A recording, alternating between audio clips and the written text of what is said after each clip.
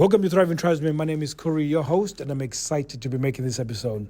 So, I had so many calls this week, today, and I couldn't even get the time to make a podcast episode.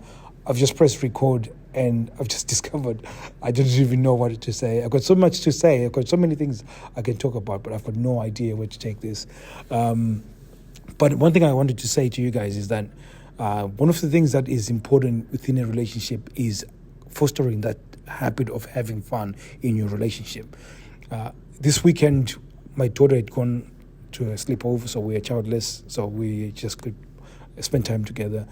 And it was amazing because we were just having so much fun. We're teasing each other, we were messing around, we're playing fighting, we're wrestling, and just doing silly things the whole time when we're childless. And then we ended up going Christmas shopping, then went out for dinner, and we just maintained this sort of fun, playful vibe. And as we got home, the transition from being playful to sex was so much easier because, again, the reason why you do that is so you can demonstrate that you love her. And again, it's addictive when you fun. I mean, the moment she leaves the house without me and she's at work and she's doing, none of it is fun. She's exposed to things that are not fun. In fact, from the time she wakes up, she's forced to wake up by an alarm.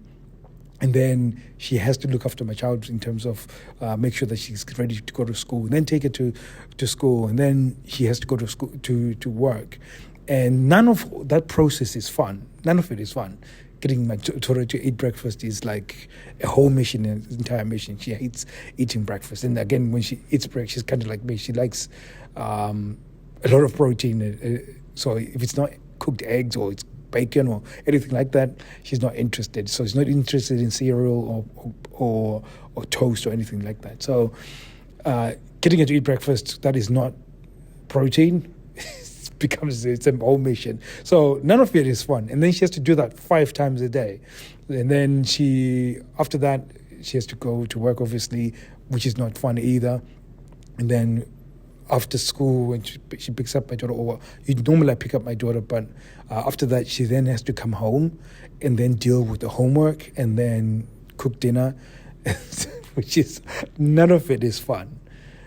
So when I come into the house and then we're spending time together, if I'm bringing that fun vibe, all of a sudden I'm feeding her with something that she's been craving for a very long time. And sometimes she doesn't even know that she's craving it. And this is why it's powerful, gentlemen. Most people, when you get that opportunity, when she's been struggling the whole week, they come with this, we haven't had sex for so long, so we need to have sex. And that just falls under the chores pile, because all of a sudden now she feels this obligation to do something. And if you think about it, she's obligated to be doing so much all the time. And then all of a sudden you're now there telling her that you want to have sex without even, at least, the very least, providing something in return for it. And like I said, if you've got a fun, playful vibe, and what that looks like when I say fun, playful vibe is that most of you guys, you've taken life so serious because what I was saying about your wife in terms of how she's obligated to do so much and she's not having fun, you've got the same. You're obligated to go to work and make money and do all sorts at work. You're obligated to do certain things. None of it is all fun. None of it is fun. So you have to create a habit where you're actually having fun and have the ability to have fun and regress and say, you know what, all of that stuff that I've been doing, I'm going to put it to the side. I'm not just going to have fun. For us, it's a little bit different. We like to play fight. She rugby tackles me. I lift sometimes and do some UFC stuff. We'll play fight as in boxing type stuff, some stuff. I mean, it's silly stuff. And she'll call me names. I'll call her names. We're talking about her love tunnel the other day, and that was just a different way of calling things. And it's from saying that we're just having fun. And having fun becomes a very powerful tool to changing your sexless relationship. And this is probably, if I don't ever say anything to you, this is probably the only thing that you can do that will change your relationship quicker than anything, when you can actually foster the thing of having fun. Because our lives are terrible, especially when you've got young children. Life is it's absolutely shit. It's absolutely horrible because you either a taxi driver or the cook or the cleaner. I mean, your job roles change all the time. You're almost like this chameleon, consistently changing and doing different roles. And none of it is fun. Absolutely boring.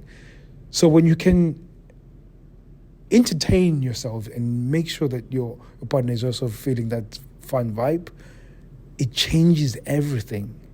It becomes this real opportunity to engage your partner in a way that is a little bit different, in a way that would be easier to transition from fun to actually seduction and have sex. So hopefully this is something that we wanted to hear, guys. That's how my weekend was. For us, the transition from having fun to sex was easy. In fact, I didn't even consider rejection. It's something that I don't consider now because I understand this concept. And this is one of the things that has generated a lot of success for the guys within Reignited Men, because they understand that you have to create this environment that is fun. And when you do create that environment, it becomes mutually seductive, it becomes collaborative.